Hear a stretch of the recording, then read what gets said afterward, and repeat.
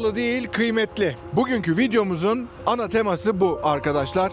Take Off Channel'da Türk Hava Kurumu Müzesi'nin bahçesinden sesleniyorum size. Türk Hava Kurumu Müzesi'nde burada dışarıda statik alanda bir sürü uçak var. Türk havacılık tarihinden günümüze kadar uzanan uçaklar bunlar. Ve de aralarında gerçekten de çok önemli olanlar var. İçeride de kapalı alanda da 750 adet obje var. Nedir bu objeler? Bizim Türk havacılık tarihinden günümüze kadar gelmiş madalyalar, belgeler, maketler, aklınıza gelebilecek her şey var arkadaşlar. Ve de bu müzeyi gezmek ücretsiz.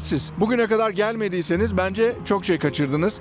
Ben ta İstanbul'dan çıktım geldim. Şimdi bu uçakları birazcık kurcalamak için, ziyaret etmek için sabırsızlanıyorum. Lafı fazla uzatmayalım. Şu abonelik işlerini bir halledelim arkadaşlar.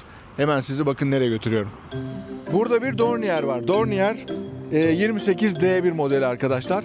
Bu uçak kara kuvvetlerinde harita grup komutanlığında uzun yıllar hizmet vermiş ve daha sonrasında Türk Hava Kurumu envanterine girmiş ve paraşütçülerin eğitiminde kullanılmış. O zamanlar iki motorlu olduğu için paraşütçüler bu uçağı çok seviyormuş. Belki aranızda da bu uçaktan atlayanlar varsa izleyenlerimizden yorumlarını yazsınlar. İki motorlu uçak olduğu için daha yükseğe çıkıyormuş ve daha yüksekten paraşütle atlayarak belki de eğitimin daha efektif geçmesi sağlanıyormuş, bilmiyorum.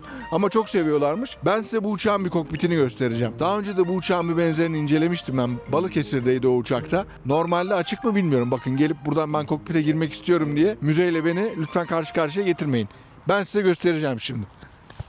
Yukarı doğru açılıyormuş. Şuradaki yerine koyuyorum. Evet, Dornier'in kokpitinin şu anda içindeyim arkadaşlar. Size bir Dornier kokpitinden de seslenmek nasip oldu. Bir müzede bulunan uçağa göre kondisyonu çok iyi. Yani şöyle göstermek istiyorum size, bakın. Genelde bu müzede bulunan uçaklarda pilotların önünde bulunan göstergelerin ismi avyonikler. Yani bu avyonikler genelde olmaz. Bir tane eksik bir şey var. Onun da ne olduğunu bilmiyorum. Belki zamanında başka uçağa lazım olmuştur, gitmiştir ama genelde şu avyonikleri göremiyoruz müzedeki uçaklarda. Bakın burada sürat saati, irtifa saati, heading indicator, işte pusulası, varyometre, aklınıza gelebilecek bütün motor saatleri ve iki motorlu bir uçak. Dışarıda da söylemiştim. Ve aynı şekilde sol taraftaki göstergeler sağ tarafta da hepsi duruyor. Hemen şöyle baş üstüne de bakıyoruz. Burada neler varmış? Sigortalar var. Bakın trim de burada. Hani bazen soruyorsunuz ya Boeing 737'de ortada dönen şey nedir diye. İşte onun şu andaki içinde bulunduğum uçaktaki versiyonu bu. Yani şöyle şunu çevirdiği zaman pilot şuradan trim, mesela şu anda up trimde kalmış bu uçak en son buraya geldiğinde. Bu da rudder trim. Sol ve sağ, bu da biraz sağda kalmış arkadaşlar. Yani uçak gayet kondisyonu iyi, gayet güzel. Tam müzeye yakışır bir şekilde korunmuş. Şöyle içini de göstermek istiyorum size. 5 tane koltuğu var. 2 de pilot, 7 kişilik, yani 7 kişiye oturma kapasitesine sahip. Ama tabii paraşütçüler bundan kaç kişi atlıyordu onu bilemiyorum. Bu Dornier'in motorları bile olduğu gibi duruyor. Tabii yatan uçak. Arkadaşlar biliyorsunuz yatan uçaklarda ne olur? Börtü böcek gelir. Buralara yuva yapmaya çalışır. Buraya da hem rüzgar hem doğa şartları biraz tabii bu getirmiş ve de ama bunlar kaçınılmaz. Yani bir Boeing 737 bile apronuna gidelim uzun zaman yatsın. Bakalım aynısını görürüz büyük ihtimalle. Burada bir Pezetel P-24 avcı uçağı var. Bu uçak aslında özel bir uçak. Neden? Hem Sabiha Gökçen'in uçtuğu uçaklardan hem de Türk Hava Kuvvetleri'nin ilk kapalı kokpite sahip uçağı arkadaşlar. Pezetel 24 avcı uçağı burada. Bu aslında burada bulunan uçak bir replika. Bunun orijinalinden sadece bir tane Yeşilköy'deki hava müzesinde var. Şöyle bir etrafına dolaşacak olursak bu uçak Polonya'dan 6 tane A modeli satın alınmış ve de daha sonrasında Kayseri'deki Tomtaş fabrikasında diğer modelleriyle beraber üretilmeye başlamış ve hava kuvvetlerinde de kullanılmış zamanın önemli uçaklarından bir tanesi. Burada da bir T-34 var arkadaşlar. Türk Hava Kuvvetleri'nin jet öncesi dönemini temsil eden önemli bir uçak. Bunu sevenleri de çoktur, biliyorum. Aranızda da belki vardır. T-34'ler Türk Hava Kuvvetleri'nde eğitimde ve başka maksatlarla uzun dönem kullanıldı. 255 beygirlik bir motoru var ve de T-34'lerden yanlış hatırlamıyorsam bir tane çalışanı var. İstanbul'da o da. Öyle duymuştum ben. Ara sıra hatta çalıştırılıyor, bakımları yapılıyor vesaire. Şu anda çektiğimiz model burada müzede. Yine sizleri bekliyor arkadaşlar. Gelip bunu da burada ziyaret edebilirsiniz. Buradaki bütün uçakları size anlatmak çok isterim ama burada o kadar fazla uçak var ki. Şöyle bir baktığım zaman 9 tane uçak, 9-10 tane uçak hemen anlatırım dedim.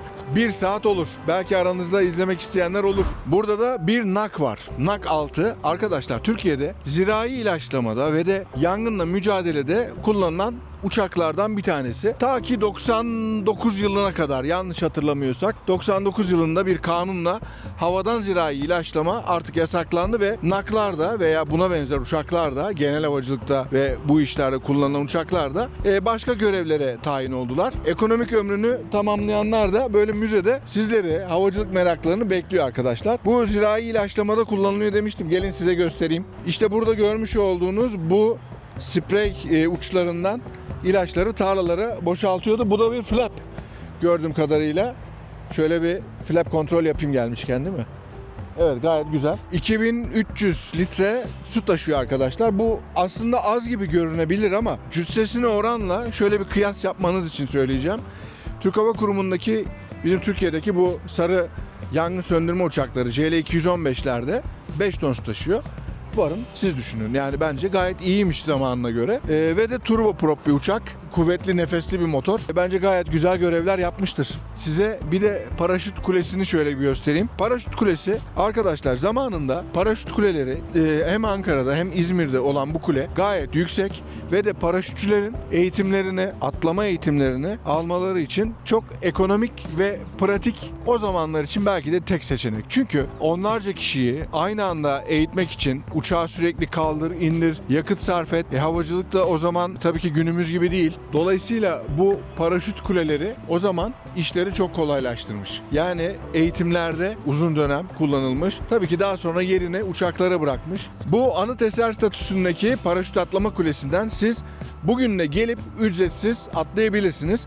Bunun için bazı şartları yerine getirmenizi istiyorlar. Kilonuz, boyunuz, işte sağlıkla ilgili bir probleminiz olmaması, topuklu ayakkabı giymemeniz vesaire gibi bazı şartları var. Gelip buradan atlayış yapabilirsiniz. Eğer havacılığa merakınız varsa gelin ve bunu deneyimleyin arkadaşlar. Neden? Çünkü bugün birçok kaptan pilotumuz, Türk Hava Yolları'nda uçan, diğer hava yollarında uçan birçok kaptanımız, yabancı hava yollarında uçanlardan da var. Ve de havacılıkta birçok yerde çalışan birçok kişi ilk havacılık aşkını gelip burada kazanmış. Evet, tarihi paraşüt kulesinin şu anda üstündeyim. 40 metrelik bir yükseklikten bahsediyoruz. Aşağıdan göründüğü gibi değil arkadaşlar. Şöyle bir manzarayı gösterelim size buraya çıkmışken. Görmüş olduğunuz gibi ben Ankara'yı çok net bilmiyorum. Kameraman arkadaşım gösterdiğinde Ankara'yı bilenler nerenin neresi olduğunu gayet iyi bilecektir. Buradan her yer görünüyor. Zamanında bir tane tarihi fotoğraf var. Burada kule var ve etrafında hiçbir şey yok. Ekrana onu da verelim eğer bulabilirsek. Buradan atlayış yaptığınız zaman bayağı bir deneyim kazanıyor olabilirsiniz. Aşağıyı gösterelim. Arkadaşlar demin oradaydık. Şimdi kulenin üstündeyiz. Burada tabii ki şöyle bir yararı var kulenin. Asansörü var. Kulenin üstüne çıkmak için yürüyüş yapmıyorsunuz. Normalde çünkü merdivenleri de var. Ama asansör işi gayet kolaylaştırıyor. Çünkü ben birazcık soru işaretleri vardı kafamda. Yükseklikten yana hiçbir problem yok ama şu merdiven çıkma işini hiç sevmiyorum. Asansör var. Onu söylemiş olayım. Evet, eğitim için kullanılan da 2 tane konsol var. Bakım için kullanılan böyle bir merdivenler var. Onlar daha da yukarı çıkıyor. Yani biz 40 metredeysek orası da belki 50 metre. Bakım yapan görevlilere de kolaylıklar diliyorum. Hiç kolay değil. Evet arkadaşlar, şimdi paraşüt kulesinden şurada görmüş olduğunuz tek katlı binanın içine 750 tane tarihi objenin yer aldığı müzeye doğru gidiyoruz. Müzenin kapalı alanına girdiğimizde de bizi şöyle bir Sabiha Gökçen köşesi karşılıyor. Sabiha Gökçen ilk kadın savaş pilotu. Burada kendisinin de bir birebir ölçülerde büstü var. 22 Mart 1913 yılında Mustafa İzzet Bey ile Hayriye Hanım'ın 6. çocuğu olarak dünyaya geldi. Hepsine gani gani rahmet diliyoruz arkadaşlar. Burada da bakın size şunu göstermek istiyorum ben. Sabiha Gökçen'in uçtuğu uçaklar. Bakın Türk Hava Kurumu'nda işte Gordon 59, THK-5A, THK-5, Piper, Monosbar. Hava kuvvetlerinde de yine uçtuğu diğer uçaklar, bakın Gordon 59 ile başlıyor ve işte az önce göstermiştim Pezetel var. Burada da Atatürk köşesi var. Burada Nutuk eserinin ilk basılı kopyası duruyor arkadaşlar. Gazi Mustafa Kemal Atatürk'ün kendi el yazısından Türk Hava Kurumu şeref defterine yazdığı yazının direkt orijinali var. Atatürk köşesi de yine bu müzede önemli köşelerden bir tanesi. Bir de bu müzeye gelmişken şundan da bahsetmesek olmaz. Arkadaşlar Türk Hava Kurumu dünyadaki ilk hava oyunlarını tertip eden kurum. Belki bazılarınız şimdi uçaklardan içeriye girdik sıkılacaksınız ama biraz müsaade edin. İlginizi çekecektir arkadaşlar buralarda. 16 branşta işte delta kanat, planör, paraşüt vesaire böyle sayabileceğimiz 16 tane branşta dünyanın her yerinden sporcular geldi, buna katıldı ve de bu organizasyon ilk defa 97 yılında yapıldı. Daha sonrasında da Türk Hava Kurumu da bundan dolayı Uluslararası Hava Sporları Federasyonu'ndan böyle bir ödül almış. Dünya Hava Oyunları Kurucu Ödülü.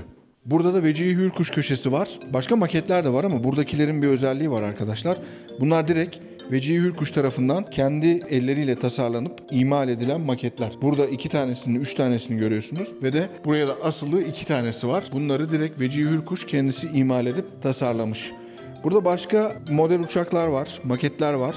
O zaman üretilip yurt dışına da hatta ihraç edilen uçaklardan THK-5'in modeli var burada arkadaşlar. Bu Danimarka'ya satılmış ve Danimarka bu uçağı 10 yıl kullanmış. Faroe Adalarından Kopenhag'a hatta bununla hasta taşımışlar. Ambulans olarak kullanmışlar bu uçağı. Bir dipnot daha söyleyeceğim size. Çok fazla uzattım belki, kusura bakmayın. Türk Hava Kurumu aynı zamanda TUSAŞ'ın, TAİ'nin kurucu ortaklarından arkadaşlar. Onu da burada bildirmek istiyorum. Bu arkamdaki makette Türk Hava Kurumu'nun İnönü'ndeki eğitim merkezi tesisleri. Oraya gitmiş olanlar bilecektir. Türk Hava Kurumu İnönü'nde aynı zamanda belirli aralıklarla festivaller de yapıyor. Böyle çoluk çocuk gidiyorsunuz. Şurada görmüş olduğunuz, maketini görmüş olduğunuz çimlerde çocuklarınızla, ailenizle çok güzel vakit geçiriyorsunuz. Ve de orada paraşütler, işte atlamalar, planörler, her şey var arkadaşlar. Yani Türk Hava Kurumu aynı zamanda zamanında havacılık sanayini geliştirme adımlarını atmış ve de Türk milletine, bizlere, bizlerin babalarına, dedelerimize havacılığı sevdirmiş arkadaşlar. Yani bugün belki de uçan onlarca, yüzlerce kaptanımızın içine o ilk havacılık aşkını atan kurum Türk Hava Kurumu'dur. Ben kendilerine misafirperverliklerinden ve ev sahipliklerinden ötürü çok teşekkür ediyorum. Bu müzeden yayınımızı şimdilik bitiriyoruz. Dediğim gibi burası ücretsiz. Ankara'nın da merkezinde. Hiçbir bahaneniz olamaz. Buraya gelin, ziyaret edin. Sorun, öğrenin ve de burada vakit geçirmekten keyif alacağınıza ben eminim arkadaşlar. Bir sonraki videoda görüşene kadar kendinize çok iyi bakın. Havacılıkta kalın.